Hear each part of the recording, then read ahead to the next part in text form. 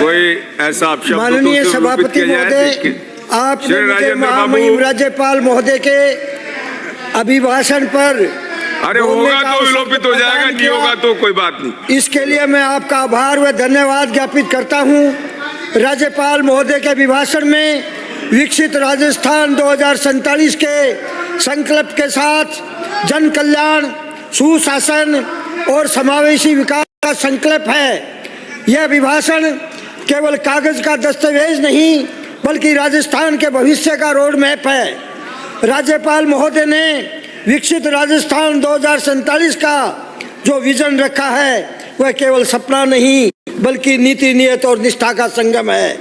राज्यपाल महोदय ने अपने अभिभाषण में प्रदेश के चहुमुखी विकास की दिशा, सरकार की प्राथमिकताएं और जन कल्याण की भावना को स्पष्ट रूप से प्रस्तुत किया है। मेरे विधानसभा क्षेत्र झुंझुनू की सबसे गंभीर और पुरानी समस्या पेयजल और सिंचाई जल की कमी है। राज्यपाल महोदय ने अपने अभिभाषण में प्रदेश में नहरी तंत्र को मजबूत करने के लिए सरकार की प्रतिबद्धता स्पष्ट करते हुए यमुना का जल शेखावटी प्रदेश में पहुंचाने के लिए डीपीआर के अंतिम चरण होने की बात मेरी विधानसभा और शेखावटी क्षेत्र के लिए एक स्वप्न के साकार होने जैसी है। सरकार का ये कदम शेखावटी की प्यास के समाधान पर मोहर लगाने जैसा है। इसके अतिरिक्त जल जीवन मिशन, इंदिरा गांधी नहर परियोजना के विस्तार, चूरू झुंझुनू परियोजना, ग्रामीण जल पूर्ति योजनाओं और वर्षा जल संरक्षण पर जिस गंभीरता से सरकार की प्रतिबद्धता जताई है उससे शेखावटी अंचल को बड़ी राहत मिलने वाली है। यमुना जल परियोजना के माध्यम से झुंझुनू, सीकर और चूरू जिलों के लाखों नागरिकों को स्थायी पेयजल समाधान मिलेगा। इससे न केवल सदस्य अपने स्थान पर जाएं। बोलो बाबूजी, आप पार्टी सदस्य अपने स्थान।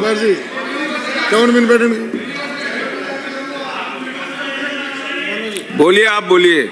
इससे न केवल घरेलू जल आपूर्ति सुनिश्चित होगी बल्कि कृषि, पशुपालन और औद्योगिक विकास को भी नई गति मिलेगी।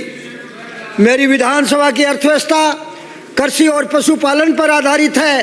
राज्यपाल महोदय ने अपने अभिभाषण में फसल बीमा योजना, डेयरी विकास, पशु चिकित्सा सेवाओं का विस्तार और किसान सम्मान निधि योजनाओं के माध्यम से सरकार द्वारा किसानों और पशुपालकों को नई ऊर्जा देने का काम किया है।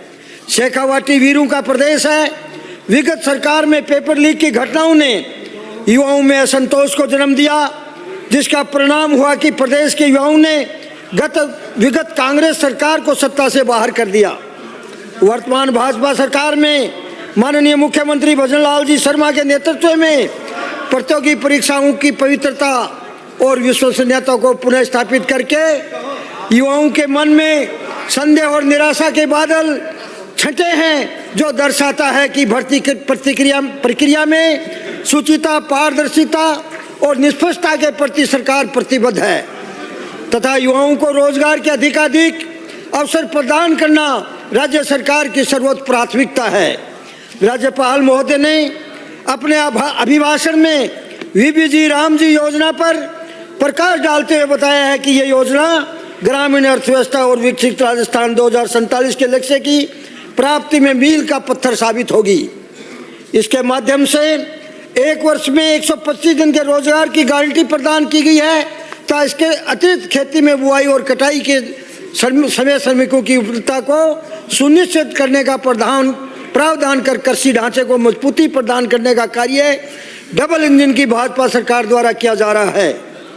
मैं पूर्ण विश्वास के साथ कह सकता हूं कि यह योजना मनरेगा का उन्नत रूप साबित होगी।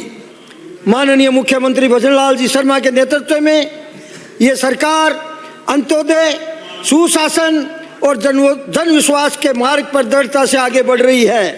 सरकार की राजस्थान सरकार युवा नीति, मुख्यमंत्री रोजगार उत्सव, कौशल विकास योजना और पारदर्शी भर्ती प्रणाली युवाओं को रोजगार के नए अवसर मिल रहे हैं। राजस्थान युवा नीति और पारदर्शी भर्तियों से सरकार ने स्पष्ट कर दिया है, अब नौकरी सिफारिश से नहीं बल्कि मेरिट से मिलेगी। माननीय सभापति महोदय, प्रदेश की भाजपा सरकार सुशासन को केवल प्रशासनिक शब्द नहीं बल्कि जनता से जुड़े उत्तरदायित्व के रूप में देखती है। भ्रष्टाचार के विरुद्ध सख्त नीति, डिजिटल सेवाओं का विस्तार और जन सुनवाई तंत्र को मजबूत करना इस प्रतिबद्धता को दर्शाता है। राज्यपाल महोदय ने महिला सशक्तिकरण, छात्राओं की शिक्षा, बालिकाओं के स्वास्थ्य, स्वयं सहायता समूह को आर्थिक सहायता तथा महिलाओं के लिए सुरक्षित कार्य वातावरण पर विशेष बल दिया है। यह सरकार नारी सम्मान को केवल नारा नहीं बल्कि नीति के रूप में लागू कर रही है। राज्यपाल महोदय का अभिभाषण केवल एक औपचारिक वक्तव्य नहीं बल्कि यह राजस्थान के गांव, गरीब, किसान, युवा, महिला, मजदूर और वंचित वर्गों के सत्तू का दस्तावेज है। राज्यपाल महोदय के अभिभाषण में आप अग्रणी राजस्थान की झलक दिखाई देती है। मैं विश्वास के साथ कह सकता हूं कि प्रदेश की वर्तमान सरकार विगत कांग्रेस सरकार की भांति सत्ता की राजनीति नहीं बल्कि सेवा की राजनीति कर रही है।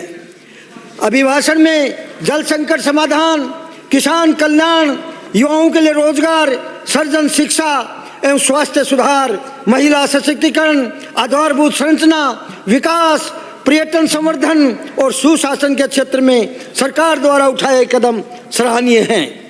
आधारभूत संरचना के क्षेत्र में राज्य सरकार सड़क और परिवहन की सुविधाओं को सुदृढ़ करने के लिए प्रतिबद्ध है।